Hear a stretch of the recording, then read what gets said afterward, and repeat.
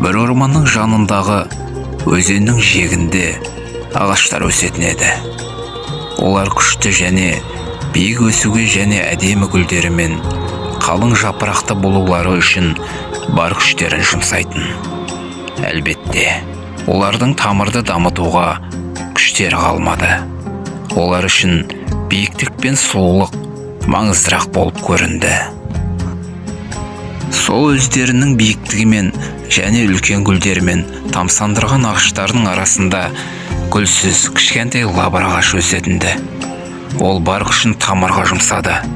Барлығы оның үлкен әрі әдемі гүлдері алып бойы болмағандықтан мазақ етіп күлетін. Лавр, сен бар күшіңді несіне тамырға жұмсайсың?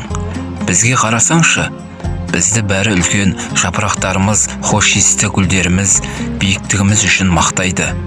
Ал лавр болса, былай жауап беретін: мен одан да өз күшімді тамырыма жұмсаймын. Өсемін және маған мұқтаж болғандарға өз жапырақтарымды беремін. Бірақ бәрібір де басқалары оған күлуден жалықпады. Бірде қатты жел соғып, сол ағаштар тамырлары әлсіз болғандықтан құлап қалды. Ал лавр болса, тек бір-екі жапырағын ғана жоғалтқаны болмаса, аман қалды. Сол кезде ғана басқалары қиын сәттерде бізді сыртқы келбетіміз бен түріміз емес, тамырымыздағы, жүрегіміздегі, жан дүниеміздегі күшіміз сақтап қалатынын түсінді. Тамырымыз тереңде жатқан халық едік. Өз ұстаным, салтымыз, дәстүріміз бар. Біреудің қаңсығын таңсық қыламыз деп тамырымыздан ажырамайық бауырлар.